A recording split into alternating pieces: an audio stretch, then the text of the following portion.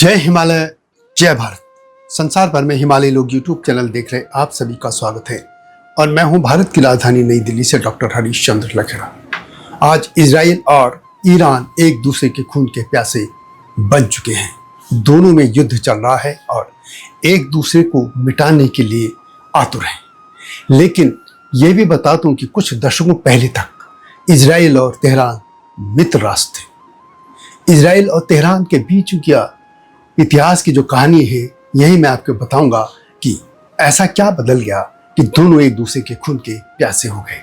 और यह वही ईरान है जो आर्यन यानी आर्यों का एक देश था और इसी आर्य शब्द से यह ईरान बना है।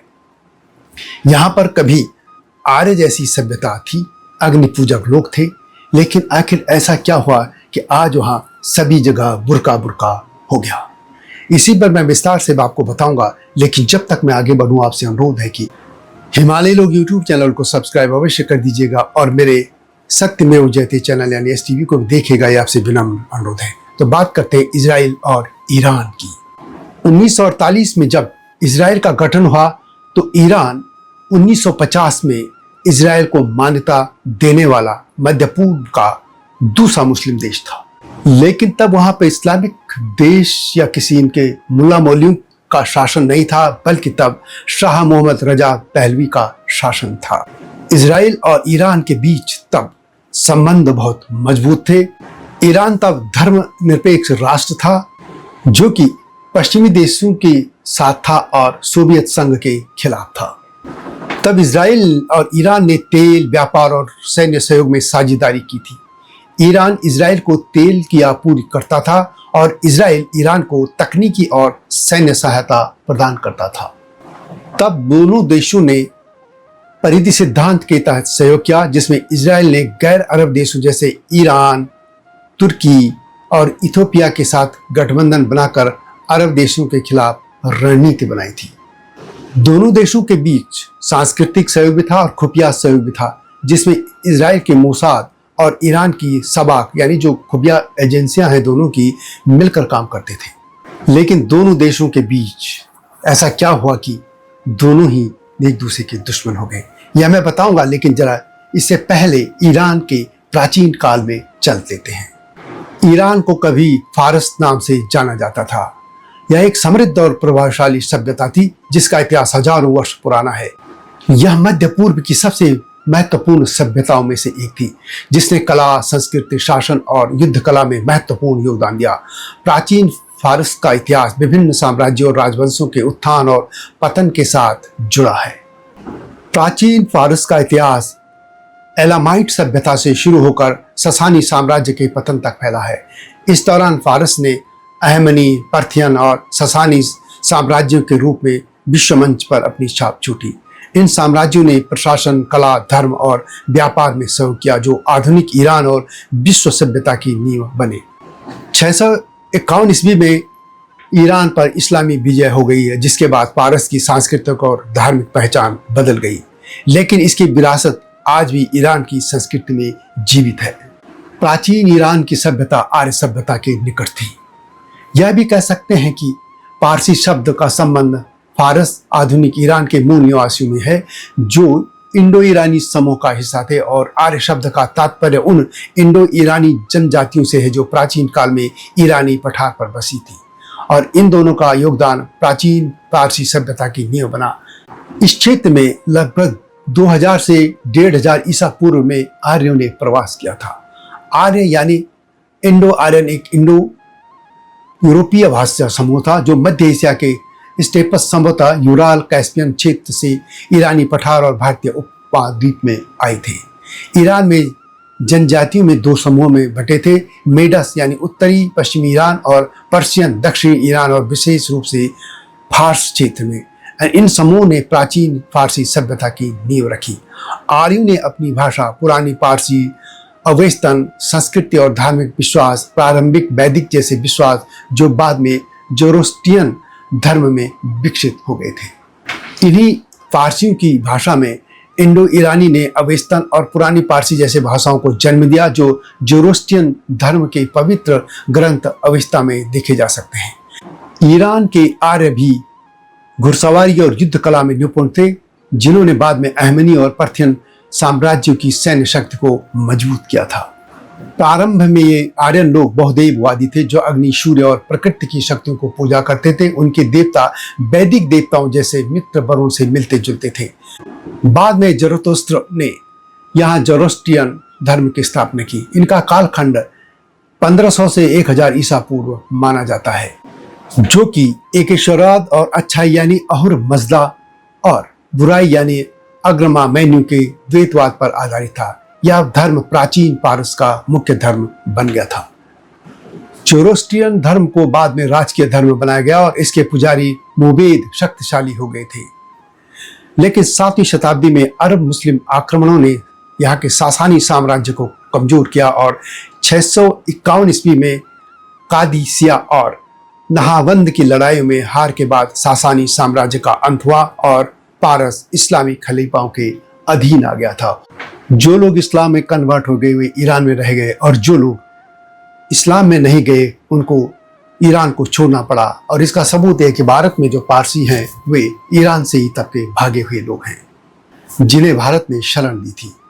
लेकिन इसके बाद भी वहाँ शासन सामान्य तौर पर रहा। जनता या आम लोग पहले जैसा जीवन जीते रहे। लेकिन 1979 की इस्लामिक क्रांति के बाद आयतुल्लाह खोमेनी की नेतृत्व में इस्लामिक गणराज्य ने यहाँ सख्ती से इस्लामी कानून लागू किया।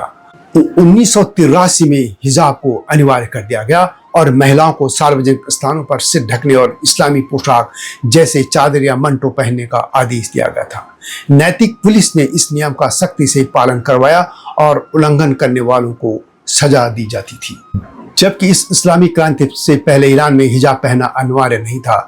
वहाँ के राजा शाह मोहम्मद रजा पहलवी के शासनकाल यानी 1941 से 1979 के दौरान ईरान की नीतियां धर्मनिरपेक्ष और पश्चिमीकरण पर केंद्रित थी। इस दौरान सामाजिक और सांस्कृतिक जीवन में पश्चिमी प्रभाव को बढ़ावा दिया गया और महिलाओं के लिए हिजाब या इस्लामिक पोशाक पहनने की कोई अनिवार्यता नहीं थी। शाह ने तो पश्चिमी संस्कृति को अपनाने की कोशिश की, जिसमें महिलाओं को पोशाक पर पश्चिमी शैली को प्रोत्साहन दिया गया। शहरी क्षेत्रों में खासतौर पर तेहरान जैसे बड़े शहरों में महिलाएं पश्चिमी कपड़े जैसे स्कर्ट, ड्रेस और बिना हिजाब के रहती थी। 1936 में शाह के पिता रजा शाह पहलवी ने कश्फ ए हिजाब यानी हिजाब हटाओ नीति लागू की थी, जिसमें सार्वजनिक स्थानों पर चादर और हिजाब पहनने पर प्रतिबंध लगा दिया गया था। यह नीति महिलाओं को पश्चिमी पोशाक पहनने के लिए प्रोत्साहित करती थी। हालांकि इससे कुछ परंपरावादी समुदायों में आक्रोश फैल गया था। शाह की पश्चिमीकरण नीतियों, विशेष रूप से हिजाब पर प्रतिबंध और धर्मनिरपेक्षता ने धार्मिक और परंपरावादी समुदायों में असंतोष पैदा कर दिया था। शिया धर्मगुरु जैसे आयतुल्लाह खोमेनी ने इन नीतियों को इस्लाम विरोधी माना और इसे क्रांति के लिए एक प्रमुख मुद्दा बनाया था और अंततः यह इस्लामिक क्रांति हो गई। 1979 में इस्लामिक क्रांति के बाद आयतुल्लाह खोमेनी के नेतृत्व में इस्लामिक गणराज्य ने सख्त इस्लामिक कानून लागू कर दिए थे और जैसे मैंने पहले भी कहा कि 1983 में हिजाब को अनिवार्य कर दिया गया था। इस तरह जब 1979 में शाह का तख्ता पलट हुआ और आयतुल्लाह खोमेनी के नेतृत्व में इस्लामिक गणराज्य की स्थापना हुई तो नए शासन ने पश्चिमी प्रभाव और इजराइल के प्रति शाह की नीतियों को खारिज कर दिया। खोमेनी ने इजराइल को छोटा शैतान और अमेरिका को बड़ा शैतान करार दिया। उन्होंने फिलिस्तीन के समर्थन को अपनी विदेश नीति का केंद्र बनाया, जिसमें इजराइल के साथ शत्रुपूर्ण संबंध बना दिए गए। ईरान ने इजराइल को अवैध यहूदी राज्य मानते हुए उसकी वैधता को चुनौती दी और फिलिस्तीनी मुक्ति संगठन पीएलओ जैसे समूह का समर्थन शुरू कर दिया था। इसके अलावा ईरान ने लेबनान में हिजबुल्लाह जैसे शिया मिलिशियाई समूह को समर्थन देना शुरू किया, जो इजराइल के खिलाफ सशस्त्र संघर्ष में शामिल था। इससे इजराइल और ईरान के बीच तनाव बढ़ता चला गया। इजराइल ने ईरान के परमाणु कार्यक्रम को अपने लिए खतरा माना और खासतौर पर 2000 के दशक में जब ईरान ने यूरेनियम संवर्धन शुरू किया, इजराइल ने इसे रोकने के लिए साइबर हमले जैसे और गुप्त ऑपरेशन चलाए। ईरान ने सीरिया और इराक जैसे क्षेत्रों में अपनी सैन्य उपस्थिति बढ़ाई, जिसे इजराइल ने अपने सुरक्षा हितों के लिए खतरा माना। इस युद्ध से पहले तक दोनों कभी भी सीधे युद्ध में नहीं उलझे, लेकिन सीरिया, लेबनान और यमन जैसे क्षेत्रों में प्रॉक्सी वार युद्ध लड़ते रहे। इजराइल ने सीरिया में ईरान समर्थित ठिकानों पर हवाई हमले किए, जबकि ईरान हिजबुल्लाह और हमास जैसे समूहों को हथियार और वित्तीय सहायता देता रहा। इजराइल ईरान के परमाणु कार्यक्रम को रोकने के लिए कूटनीतिक और सैन्य कदम उठाता रहा है। 2015 के परमाणु समझौते के बाद भी तनाव बना हुआ था, क्योंकि इजराइल इसे अपर्याप्त मानता था। इसके अलावा दोनों देश एक दूसरे के खिलाफ साइबर हमले और गुप्त ऑपरेशन में शामिल रहे हैं। तो इस तरह हम देखते हैं कि इजराइल और ईरान की दोस्ती से दुश्मनी का यह सफर 1979 की ईरानी क्रांति के कारण शुरू हुआ, जिसने वैचारिक, धार्मिक और रणनीतिक मतभेदों को जन्म दिया। और इसका नतीजा यह है कि आज दोनों देश युद्ध के मैदान में कूद पड़े हैं। यह वीडियो कैसी लगी कमेंट में अवश्य लिखें। जल्दी आऊंगा नई स्टोरी के साथ, तब तक जय हिमालय, जय भारत। हिमालय पे पेड़ हो तो गीत गाएंगी नदियाँ, गीत गाएंगी नदियाँ।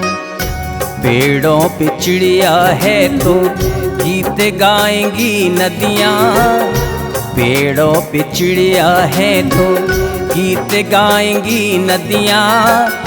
माँ की लोरी जैसे होते हैं नदियों के गीत।